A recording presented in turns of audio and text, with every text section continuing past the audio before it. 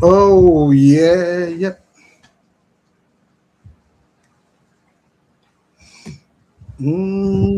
Yeah, yeah. Okay.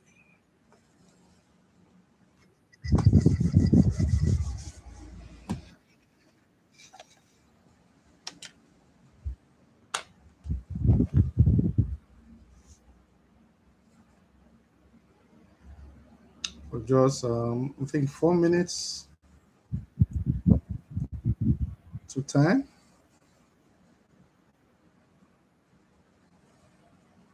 and so give and take. We should be flying. Please, if you've gotten a notification, please kindly join. Um, the room, the chat room is open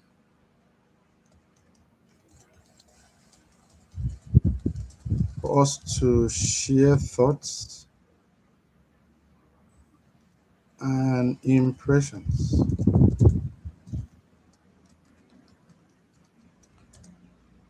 Why is it looking as if I'm echoing? Why? I'm not running to.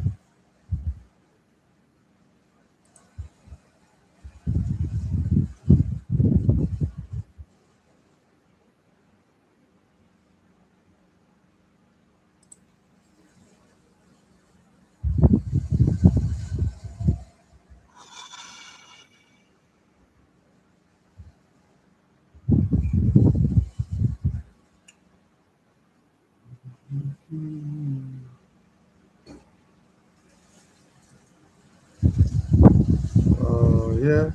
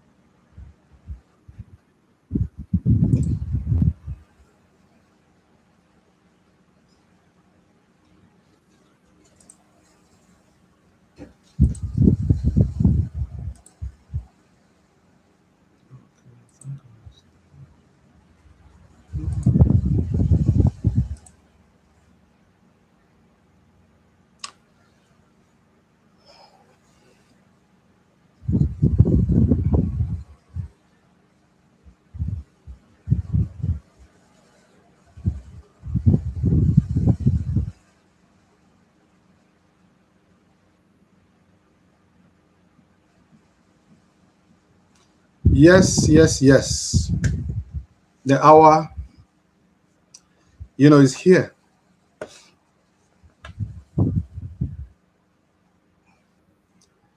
In case it's the first time you're having this opportunity, welcome to this life. This opportunity to experience me life. And I always start my way by way of introduction by saying simply, my name is Victor Prince Dickson, and I am known as the Transformer. Simple. And of recent, I've decided to start a two-channel approach to sharing what I've learned in the field, what my practice has been all about, what my engagement and the scope of my work, both the vertical as well as the horizontal, the entire scope of what it covers and what I have come to see it's a major urgency in the world today. In case you don't know, I am a human system engineer. I pay a lot of attention into seeing how best we can help humans, to really be optimized. I believe in the foundational principle that says that there are two kinds of people on planet Earth. You have the human assets, and also you have the human liability. And the basic principle behind this two structure or basket is because for human liabilities, one of the things that become very common with them as a major characteristics is that human liabilities take more than they give. So whether you're dealing in terms of employment, whether it is at the level of relationship, marriage, whatever you like, whatever the engagement, the principle is simple. They take more than they give.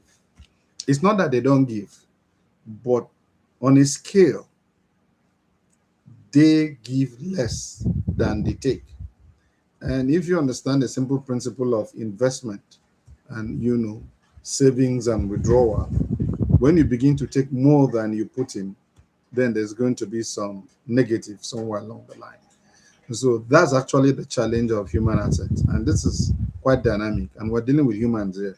So sometimes this can be very, very abstract. But then when you sum up all the activities, the mindset, the behavior, the belief systems, the thinking patterns, the emotions, the entire logic of the engagement and the relationship, human liabilities will always, always, at every point in time, maybe not in an event, but collectively, will always give less than they take. And for that purpose, the progress of the universe is always thwarted. People don't go far.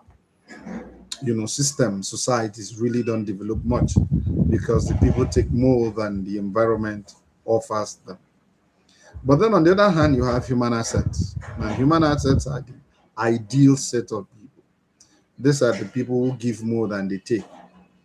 So whether in the place of work, in the place of relationship and marriage, they do the same thing. They are just conscious of the fact that they will take from you, but they make sure that they add more value to the table. They bring more value to the table more than what they take out of the relationship, the engagement, the contract, whatever it is. So it simply says that they deposit more than they withdraw. And so whatever they withdraw, they always have some left behind. And that is actually the secret of progress. The entire universe is structured around that form of relationship and engagement. That as long as you're in planet Earth, you should be able to add more to the planet than you take more from the planet. And so it is under this umbrella that I have been doing a lot of work when it comes to, coaching and consulting. So it gives me opportunity to see people in terms of their personality, see them evolve in terms of transformation as an individual. But also working with systems, institutions, and organizations also give me an opportunity to understand how a community is structured. It gives me an opportunity to understand how systems by themselves, evolve over the years and even transform. So at the end of the day, I have that privilege of owning two lenses, to opportunities, to perspective, to see one thing but two different perspective. And it is that same logic that I brought into my life programs. So on Facebook, I am focused on personal transformation. And my Facebook Live is strictly only on Fridays, 8 p.m. West African time. But then when you come to Mondays, that is my YouTube time, 8 p.m. West African time too. But this time around, I focus so much more on business, institutions, organization, as well as systems. And so today, and this channel is actually for systems. So today I'll be discussing something that is extremely very important that sometimes people take for granted. And what I mean people take for granted is that if if if loneliness, today I'll be focusing on industrial loneliness. If loneliness is supposed to be a continent, honestly, I think it's going to be the biggest continent in the world because so far, available statistics says that on an average, one out of every six person, is going through some level of loneliness. But that is much more than that. However, I wouldn't want to go deeper into that. I want to keep this as simple as I can, especially just so that leaders, CEOs will be able to extract the best of what they can to be able to see how best they can improve the organizations and try to see how they can improve organizational culture and see how they can make work culture to be a little bit more psychologically safe, you know. And so, for that reason, I'll be focusing on organizational loneliness today. Sometime back, I think that was last year, I had written this book, and that is Lonely to Legendary: How Deep Connection Transform People and then Workplace Culture. I think this is one of my very very strong selling book. And the major reason being that, like I said earlier on, I have that privilege and opportunity to consistently see how system operates, dig into system, through consultancy, through assessment, having that opportunity to look at the entire work environment, from a bird's eye view. And then also having that privilege to also discuss with individuals. And I think one thing that organizations are taking for granted is actually industrial loneliness. And in the most simplest form of it, industrial loneliness simply means, if you like, you call it a disorder, and it's a disorder of disconnection. It simply means people are in a workplace, the way the workplace is presently designed, the way the entire journey towards KPIs have been designed, even the way the HR system most times, are traditionally designed, if you like, put it that way. At the end of the day, if you look at the flow, one of the major loophole and the weakness of the structures is actually industrial loneliness. Oftentimes, we try to buffer up the technical unit. We try as much as possible to see how to bring in expertise with all this headhunting, bring the best brain in the system. But you really get to understand that if you're within the organizational structure, expertise individually makes so much of sense. But what makes an organization um, strong, what makes an organization entirely powerful, is because it has what they call collective intelligence. It means you're dealing with numerous number of persons working together as a team with the same energy, possibly with a level of rhythm, you know, aiming for one single target. So at the end of the day, you have a community approach to solving problem. You have a community energy into problem solving. So even into value creation, it's all about every unit, every force, um, every connection, all of them supplying what makes them at their very best, just so that collectively the organization will get the best of result. But the challenge so far has shown that consistently this has not been the case. At a point, most people tell you you just have to put up, structures. A lot of people will tell you the best you need to do. The SOPs are the thing missing for most technical consultants and the rest of them. But most time, even when all of this have been put in place, somehow you still get to see that struggle to get the kind of result you want. You look at that return on investment you're hoping for, the production deadline not being met, the entire flow, organizational flow, breaking somewhere along the line, and you're just wondering what is it you're not fixing. But we tend to forget because oftentimes we don't treat people generally as the core and the most important unit of an organization. We see them as an addendum, something that can um, you know that should be added, but not so much thought put into them. And so at the end of the day, we hire and fire at will, except maybe when you have some industrial structures, and safeguards trying to, keep employee a little bit safe. But outside that, at the end of the day, the experience has been that people come into the system and then they go through the entire system, but not performing at their very best. And the challenge is that when you're thinking why people are not performing at their very best, one of the major things that we are missing is loneliness. But now, loneliness not at a personal level, but loneliness now in a collective environment where not only one person is lonely, but where you have a collective of people being lonely. So you have a community of 20, a tribe of a 50, of 100, independently are experts if you may like. But now also collectively, they are also all lonely. Maybe not all, but majority of them are lonely. And so here you see how things start begin to affect performance, and then you start to see how it affects delivery. You see how it affects team spirit.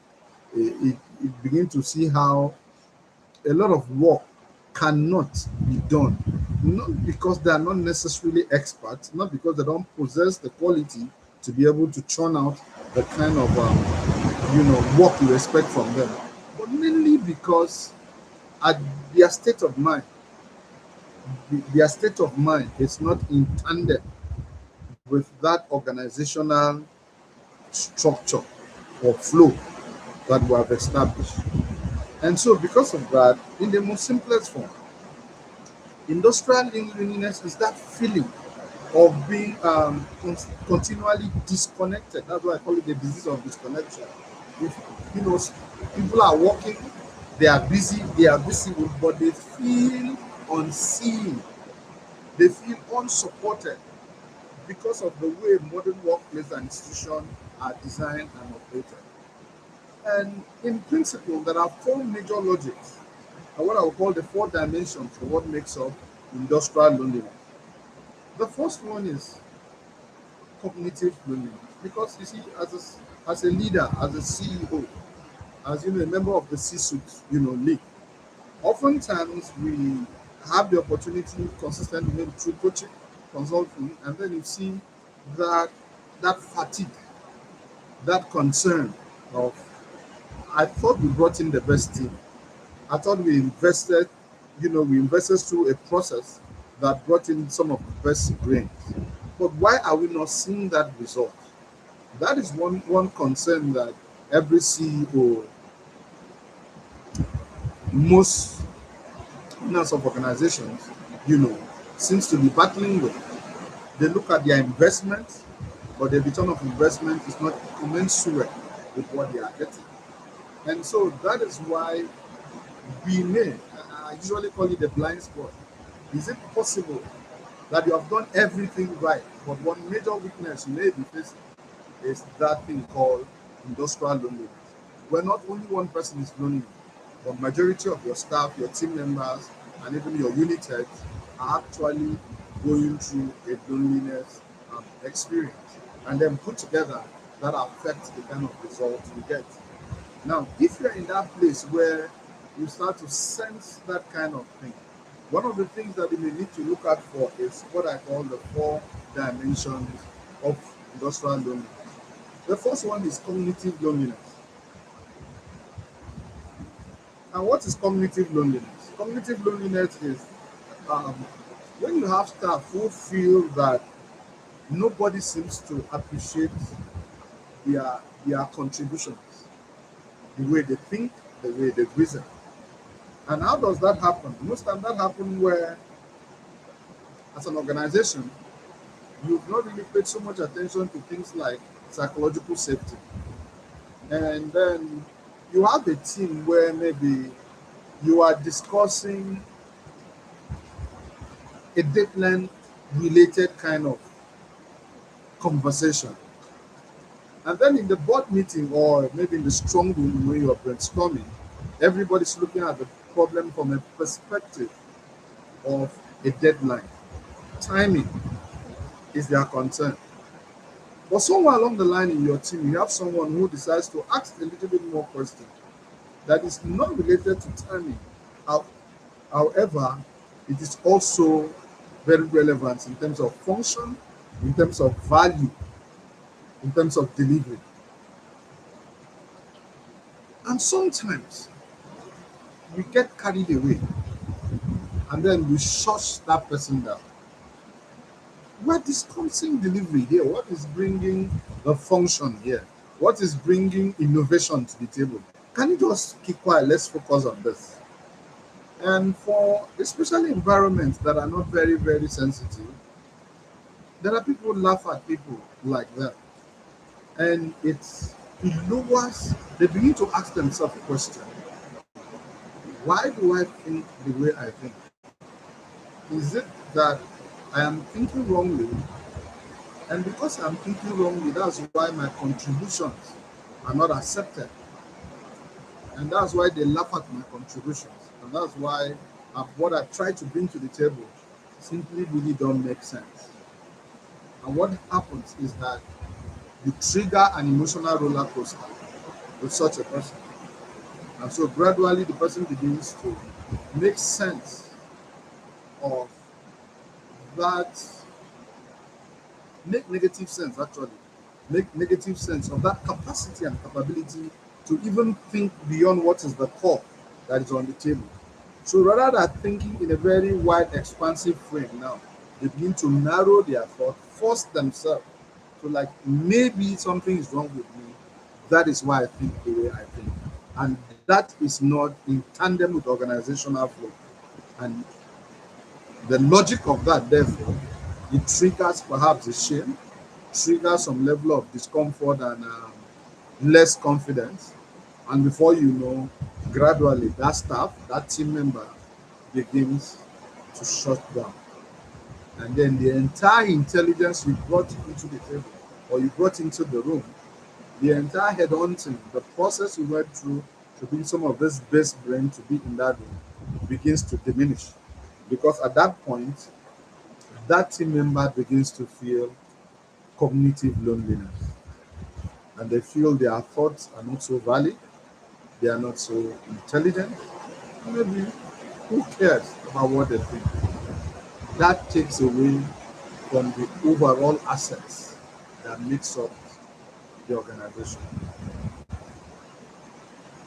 The second dimension that makes up what you may call industrial loneliness is emotional loneliness, which already are linked to that. So this is where you still again, you've done your homework in bringing some of the best brain to your team. And here you are feeling I have put together the best brain that will give us the best flow. Our KPIs are assured. We are very confident we'll get results. So maybe you're telling your investors that your return of investment, you know, it's sure everybody should be resting. But somewhere along the line again, you get to realize you are not getting the kind of result you crave for or the kind of result you invested. Now, the perspective and the lens in this angle now is that you are dealing with people who perhaps may be having their own personal challenges. A parent's death, a divorce, a child death, and the rest of them, which oftentimes some organizations treat it as an event, knowing entirely well that grieving and mourning goes through an entire process. And so you treat it as okay, let's go visit this one that has lost the husband or wife. Um, Maybe something tragic happened. And then in that one time you're done and you leave. As far as you're concerned as an organization, we have shown empathy, we have shown care. And so as far as you're concerned, hello, come back into the system, let us begin to work on API, deadline and everything. You begin to push. But unfortunately, you're dealing with someone who is not healed. You're dealing with someone who's still grieving. And you're dealing with someone who's still mourning. And then, these things are a little bit very personal and peculiar to each individual based on exposure, based on their knowledge, and based on even their exposure to things like emotional intelligence and even to the healing process and trauma management. So, to a large extent, you are asking someone who is not ready to come into the system. And so, when you invite them back into the system, what they are saying is that you are asking their expertise back, but you're not asking their humanity back. And so, oftentimes, they feel alienated, kind of. They feel delineated. They feel, look, we are really not part of this group. They really don't care how I feel. They just care that I man my debts. They just care that marketing continues. They just care that sales should, shoot up. They just care that I am just in that front desk. They just care that I should keep heading the unit because the product needs to be released on a set day. Now, while all those things are very important, we will not allow personal pains to entirely crumble the direction of an organization deadline, especially in a competitive environment like us, like what we are facing today. However, you're dealing with a human being, you're dealing with an expert who will never be who is less at the optimal level. So you're dealing with someone who can give you their best because emotionally they are going to be isolated from the team. What they are going through, as far as they are concerned, the organization is not aware of it, or the team don't care. That's just the language there. And so, for that reason, you cannot get the best out of them. Why? Because in that emotional state, you're going to deal with things that will affect um, a person's decision making, a person's behavior, and then by extension, a person's performance. And so, while you are looking at performance from an expert driven perspective, what we are saying is that industrial loneliness can take away from performance from an emotional perspective.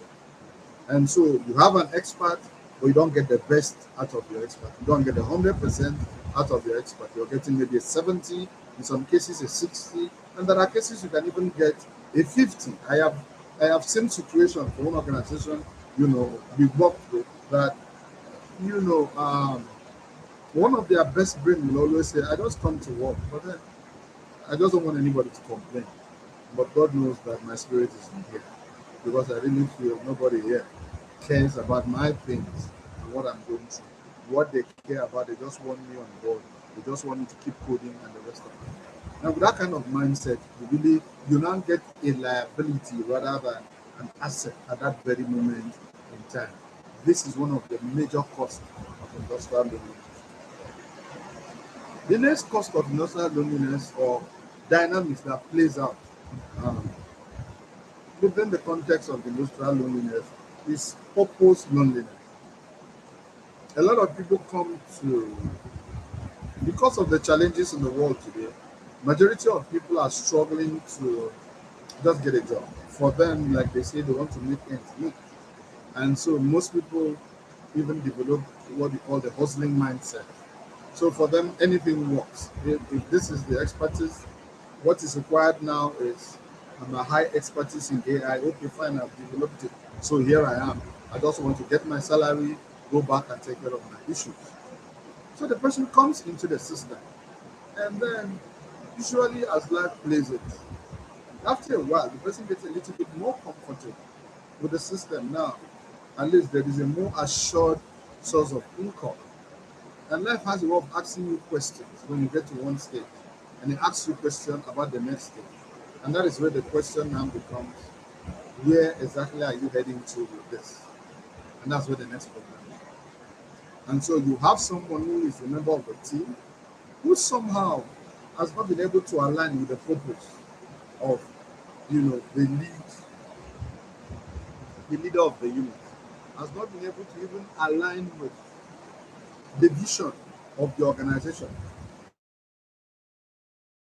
But in this context, the organization are taking care of their bills, but the direction the organization is going to is a place they don't believe in. And sometimes they themselves are struggling also to find a new meaning. So at the end of the day, you're dealing with an expert who is disjointed. You're dealing with an expert who is not wholesome.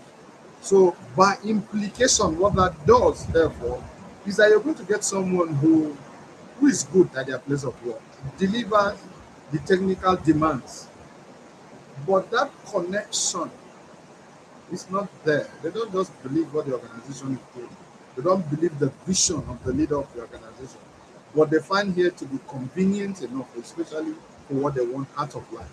So the implication at that level is that you're dealing with someone who is by purpose is feeling alone, that I'm not together. After all, nobody even know where I'm heading to. Nobody knows where I am coming from. Nobody knows what I'm struggling with. Nobody knows my destination. But well, I'm providing services all the same. So at the end of the day, you are still going to trigger on some level of emotional engagement with that person. And what that means is that you're dealing with someone who is not at their maximum or at their optimal level. And anyone oftentimes who is not at their optimal level, oftentimes is always leaning towards becoming a liability. Yes, they become so good, or everybody knows they are so good, but the best of them does not come into the organization. And what that the consequence of that is that the organization is not harvesting the best of what it has invested in. So it becomes some kind of friction between less return on investment on what more has been poured into. Again, like I said, the asset liability game comes to play. Then lastly is the identity loneliness.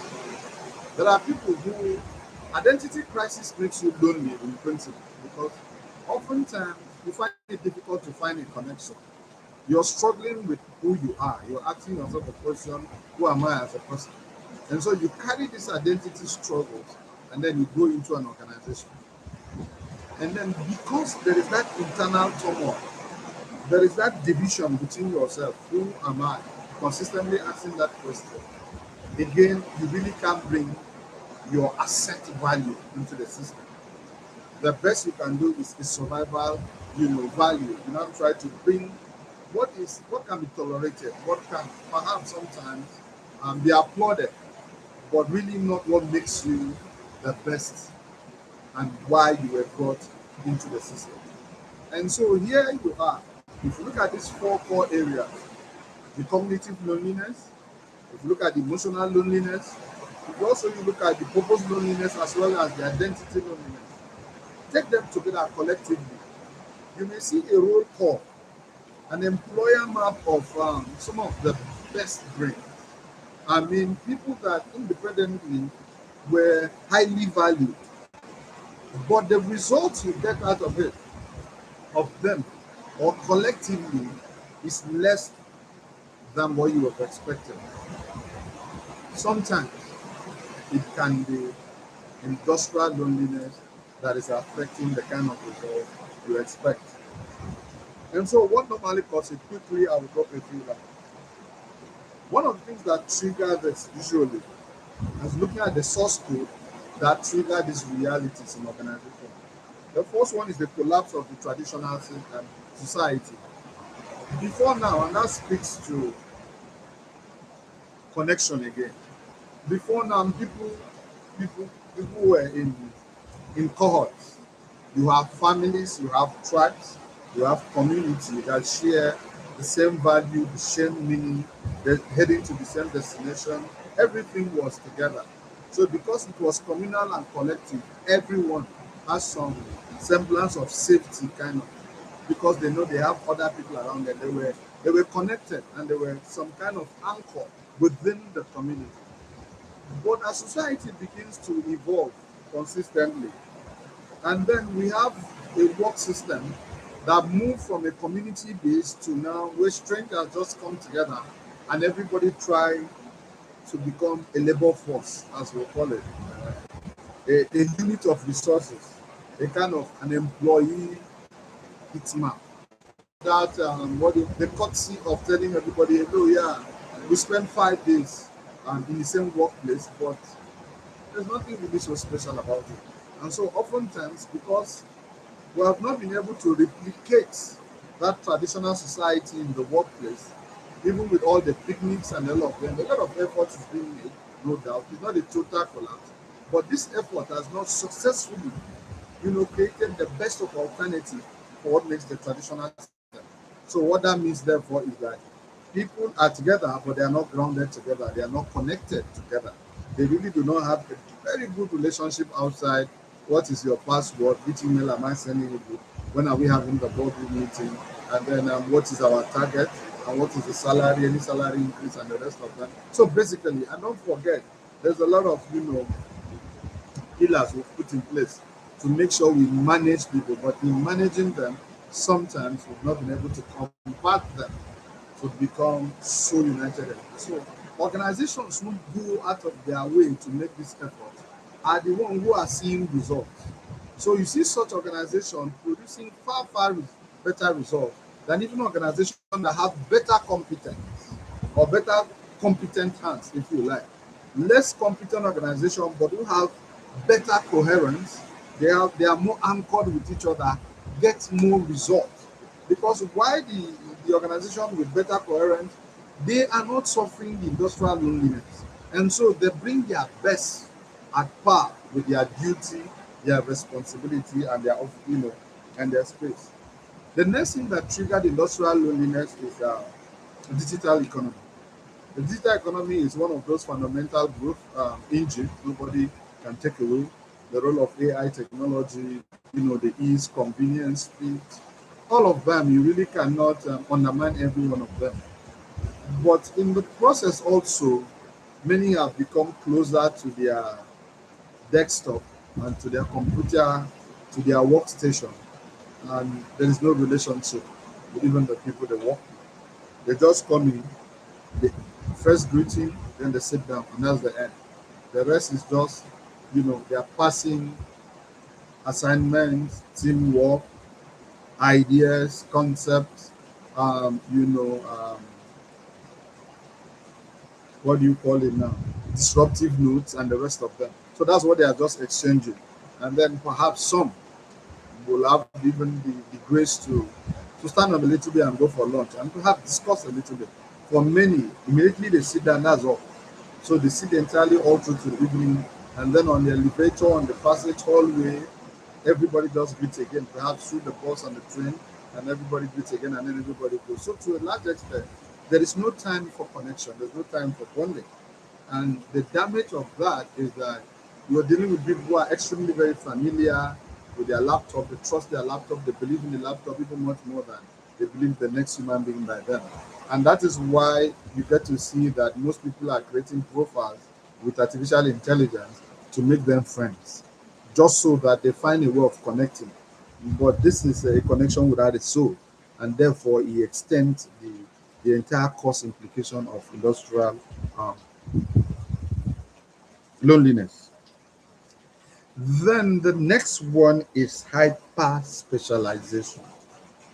This is where, in trying to become an expert, we forget to learn every other area of meaningful relationship. And one of the most popular one I always use is like, how come a man would be so good in managing an organization with 500 staff, very efficient, but that same man will not be able to manage a wife and then two children. Yes, there are different dynamics, but they're all human beings, the baseline. And the reason is because that same man has spent close to 15 years or above trying to learn and master the art of managing family. They have been taught, they have gone through exams, they have gone through scenario simulations, they have gone through management meetings, they have gone through, in fact, it has been training and training just to make sure they manage 500 people. But somehow they have not spent the time, you know, to also learn the art and the science of managing a wife and two children. So you see a successful CEO not being able to manage a family. Now, not necessarily because they really are bad, as in terms of bad husbands per se, no. It's a matter of skills and competence and attention as well as focus. The focus was becoming competent and skillful in managing 500 people. but not knowing how to manage other dynamics in a relationship. So it's the same thing with the hyper specialization. Sometimes, in trying to be an expert in a particular field, we become tone deaf to other demands, skill, engagement, competencies that is required to manage cross-border. So you see someone who comes into the workplace, as far as they are concerned, I really don't have anything to do with anybody. My work here, I'm just the auditor, so I just audit and then walk away. And so at the end of the day, there is no connection. My work here is as a developer. I sit down, give me the keyboard, and I work on the code. I have no relationship with anyone. I'm just good at what I'm doing. Yes, you're good at what you're doing, but at the end of the day, it triggers some level of, I'm well, leave him alone. He doesn't have time for anybody in the team. Leave him alone. He's just on his own. And that oftentimes can also trigger industrial loneliness. And to be honest with you, anytime a person is feeling less than they should, they will also think less than they should. By implication, they will also decide less than they feel and then perform less than they should because they are not at their optimal level. The implication of that is we're now going to have an asset gradually become a liability. And lastly, the fourth trigger is transactional leadership. Most CEOs are just so focused on KPIs. Nothing concerns them. For them, the only care is I need to get the investor money back. I need to make my investors happy. And so at the end of the day, they don't care entire the value chain of how that process works. So they don't have a connection with their staff. They don't have their connection with their unit head, or what they are very, very um, concerned about is backing out others, demanding every one of their job description is a consistent JD relationship. Look, this is your job description. This is what you're supposed to do. And even if the person is looking as if he wants to faint, I don't care. This is what I asked you to do, and this is what you need to do. While productivity, deadline, as well as efficiency in the place of work, cannot be seconded. It's not something you undermine. But there's also a need to know that without a connection um, with your team, it is difficult for you to get the best out of your team. So if you're a transactional leader who consistently don't care about the safety, the welfare of your team, how they feel, their personal challenges, and the rest of them, you will not get it. That's what they call the discretional effort. And that discretional effort is what a leader gets from, those is leading. Um, from your staff. These are and discretional effort in the most simplest form is when you have a staff doing much more than their job description requires them to do. And you can't do that except there is some higher connection between you and your team lead, where you believe that this vision you is together. So even when something the needle moves a little bit away from your job description, the fact is that you want this thing to succeed, and it makes no difference. And this is why, while there is a challenge of having bosses calling their employees after work and the rest of them, but also there is that place where it is not the leader or the CEO enforcing on the team that they must stay and work after work hours. It is the team enforcing on themselves based on the relationship and the connection, with the team, with how to stay a little bit more and then deliver value. That is what makes the difference. Now, at the end of the day, the entirety of the discussion is focused on one thing. You can invest in the best tech. You can bring the best brain, put them together in one group, structure them in the entire flow, make sure that all your systems are everything, all the T's are crossed and all the I's are dotted. The fact remains that productivity, however you put it together, is highly hinged on the full capacity of a human being.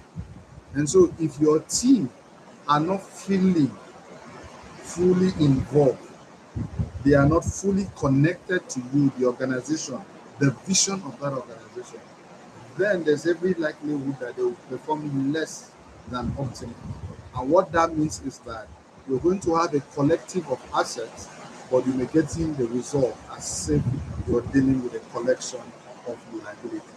And that is the challenge you need to pay attention to. This is the first in the series. I intend to be going deeper and deeper.